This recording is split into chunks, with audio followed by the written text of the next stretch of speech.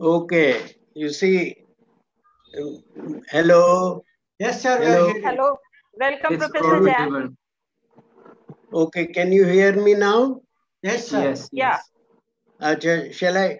You see, my topic is context COVID-19, migration, multiculturalism, and marginalization. You see, I am speaking from Toronto in Canada, and I cannot but tie up the local and the global because that is also the framework for diaspora and transnationalism. My first point is about the methodological significance of the context. You see, critical happenings and imminent crisis have given rise to several kinds of creative and constructive. Hello, are you able to hear me? Yeah, you are Yes, clear, sir, please Professor Jain. speak. No issue, sir.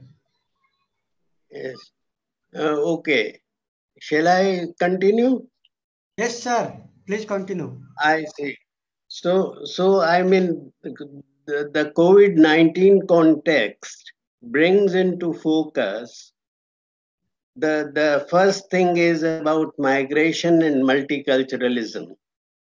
Usually, migration is seen, especially overseas migration, along with culturalism in a very aseptic way, but the reality is much more complex.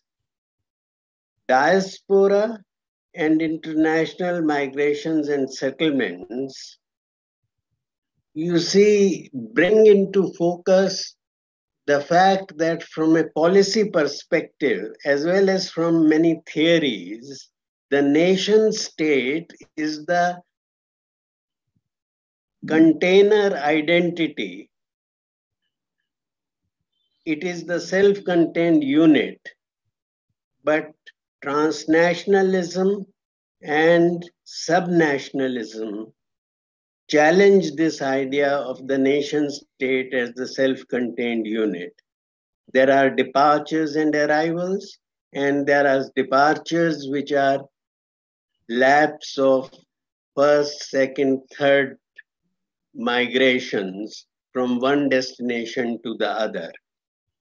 Therefore, questions when the migrants' identities are concerned are those of belonging and recognition, or in other terms, of identity and identification. And there are multiple dimensions of differentiation and intersectionality: region, language, gender, religion, race, ethnicity, caste, and so on. So that, in a sense, super diversity trumps over mere multiculturalism. There are many socials and socialities in which the migrants participate. So this is my first point, that the three M's that I speak of, migration, multiculturalism, and marginalization, of these, multiculturalism is already something which is superseded by the super diversity concept. Which brings me to the next topic, that of marginalization. And here we have to see the interplay of difference, diversity, and inequality. Thus, we have race in the US and globally also, caste in India, and the predicament of the Dalits, and capitalism, which is either in a minor form in the developing countries or in a full-blown sense in Europe and the US and North America, and also its impact in Latin America and Africa. So we have race, caste, and capitalism as burning examples.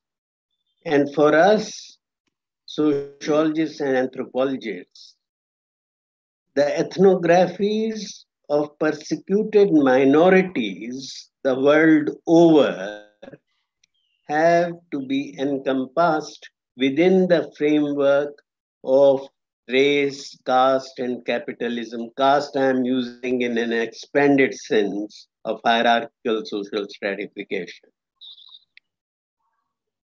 In parenthesis, methodologically, beyond mere Cartesian positivism, we have to practice what Umberto Eco has called subversive etymologies. That is, we do not accept the official versions, but raise doubt to truth before speaking truth to power.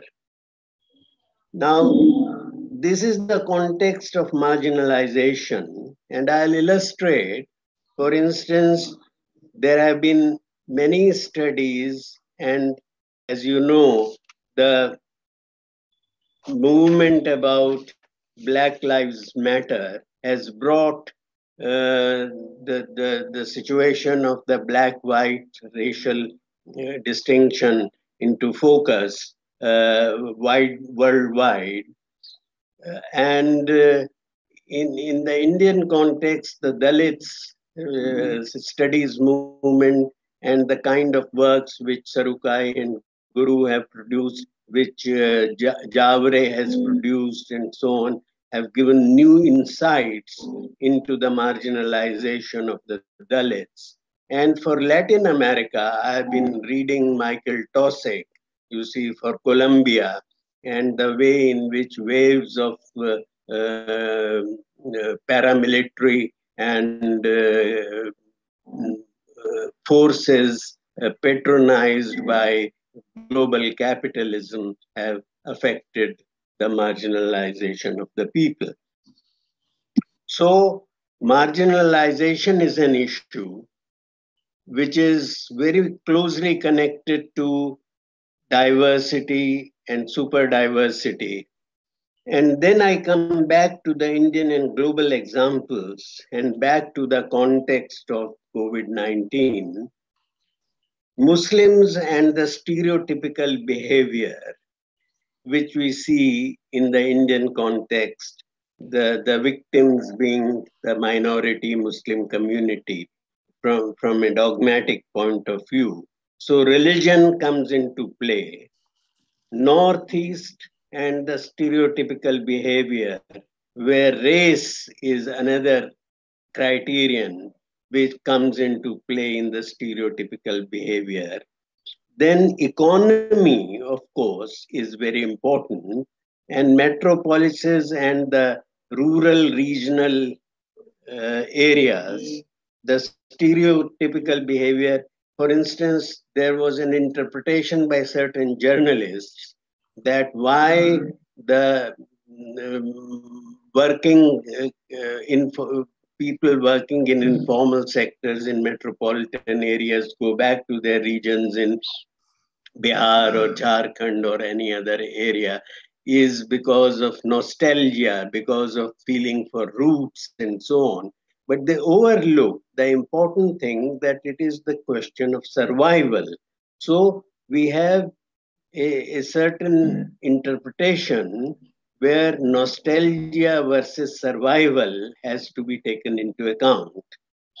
So again, this return to the haunting of culture, the single-stranded hollowness of multiculturalism as the explanation, because language and culture of the rural migrants to urban areas and in rural areas themselves is trumped by Bollywood, and social media.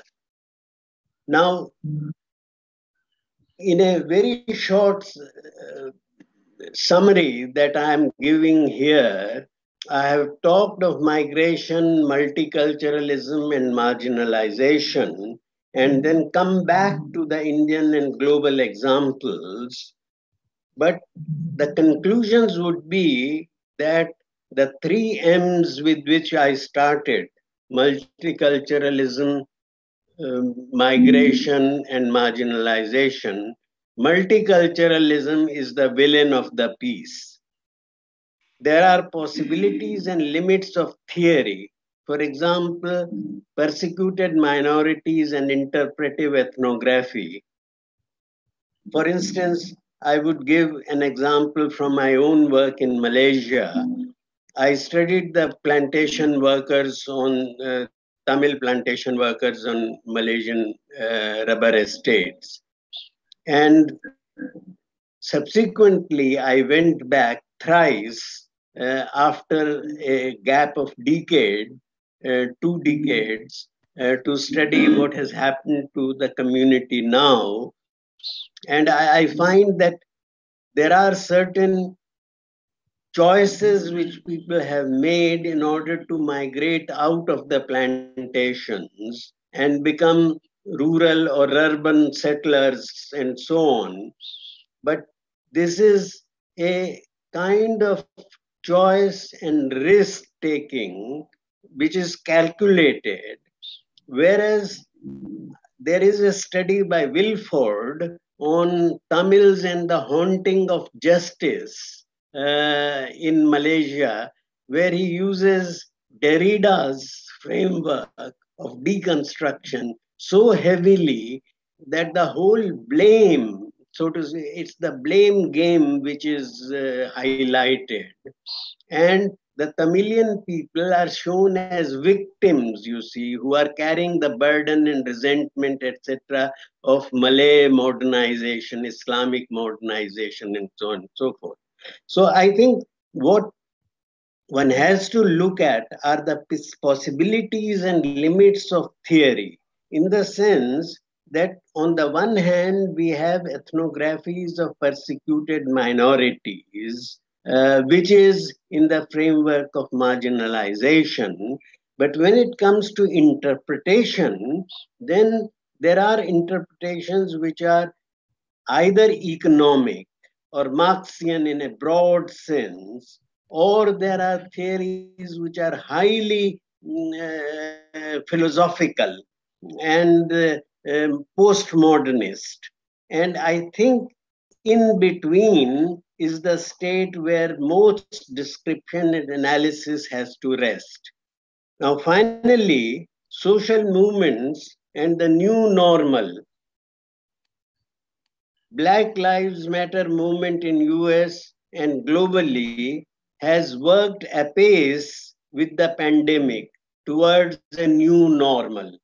Now, I give the analogy of digital media versus reading of books and magazines. I mean, the two things are not canceling each other out. They proceed simultaneously. Similarly, there are other movements of social justice like CAA in India. COVID-19 gives a much needed pause to runaway globalization and thus catalyzing the search for a new normal. It has enabled us to look at what we had taken for granted as the normal and is now giving new ideas and technologies, at the same time telling what we should jettison in the old. I could go on to spell out, which Professor Kamla Ganesh has admirably done, as to what this new normal could be and would entail. But I'll stop here. Let me sum up by saying that I have talked of context COVID-19, but stuck to the theme of migration, multiculturalism, and marginalization in a local, that is the Indian and regional context on the one hand, and the global context on the other. but the context is that of COVID-19. So I think with these ideas, I think we should be able to project as students and researchers and scholars and intelligentsia who will continue to think of race, caste, class, and marginalization in the context of migration and multiculturalism in these kind of terms. Thank you very much. Thank you, Professor Ravi. Thank you for the wonderful lecture.